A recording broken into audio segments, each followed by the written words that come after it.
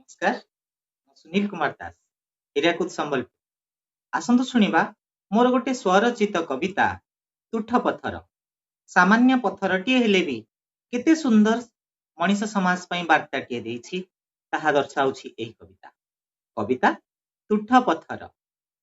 ଅଲୋଡ଼ା ଥିଲି, ଅଜଣା ଥିଲି, ପଡ଼ି ରହିଥିଲି ଘାଟେ, ପୁରୁଥିଲା ଦେହ ଛେପ ଖଙ୍କାରରେ, ଦେଉଥିଲେ ଯିଏ ଯେତେ। ନଥିଲା ଆଶା ଅବା ଭରସା, ବଦଳିବ ଏ ଜୀବନ, ଦୁଃଖ ରାତି ମୋର ପାହିବ ବା କେବେ, ଆସିବ ଖୁସିର ଦିନ।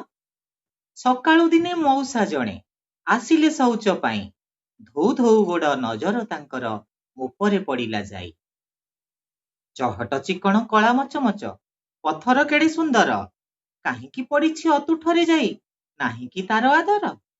ମଉସାଙ୍କ କଥା ଶୁଣି ମୁଁ ଭାବିଲି, ଫିଟିଲା ମୋ ଭାଗ୍ୟ ଡୋରି, ନିସ୍ତାର ପାଇବି ଏ ପାପ ପଙ୍କରୁ, ହୋଇଯିବି ନିଶ୍ଚେ ପାରି। ଦୁଇ ହାତ ଦେଇ କାନ୍ଧରେ ବସାଇ ନେଇଗଲେ ମତେ ବୋହି, ଲାଗୁଥିଲା ମତେ ଉଡୁଛି ମୁଁ ସତେ ଆକାଶ ଦେଶରେ ଯାଇ। ଯତନେ ଥୋଇଲେ ମତେ ସେ ମଉସା, ନେଇ ସେ ଗାଧୁଆ ତୁଠେ, ମୋ ଉପରେ ବସି ଘଷିଲେ ଗୁଡାକୁ, ମୋ ଗୁଣ ଗାଇଲେ କେତେ। ଘଷି ମାଜି ମତେ କରିଦେଲେ ସଫା, ଥିଲା ଯେତେ ଦେହେ ମଳି, ଏ ମଣିଷ ଚିତେ ସ୍ନେହ ଯେ କେତେ, କିଏ ବା ପାରିବ କଳି। ମୋ ଦେହ ଆହୁରି ଝଲସି ଉଠିଲା, ହାଲୁକା ଲାଗିଲା ମତେ, ମୋ ଭାଗ୍ୟ ଏମିତି ବଦଳିବ ଦିନେ, ଭାବି ମୁଁ ନଥିଲି ସତେ। କେଡ଼େ ଦୟାବନ୍ତ ସତେ ଏ ମଣିଷ, ତା ଭାବନା କି ମହାନ, ବଦଳାଇ ଦେଲା ମୋ ଭାଗ୍ୟ ଚକ୍ରକୁ, କେମିତି ସୁଝିବି ଋଣ।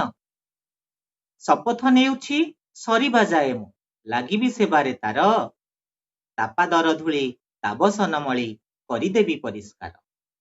ଘୋରି ହୋଇ ଯେବେ ସରିଯିବି ମୁହିଁ, ସେଦିନ ହୋଇବି ଧନ୍ୟ, ସେବାର ଯଦି ମୁଁ ନ ଲାଗିଲି କାର, କି ଲାଭ ଥାଇ ଜୀବନ। ଧନ୍ୟବାଦ।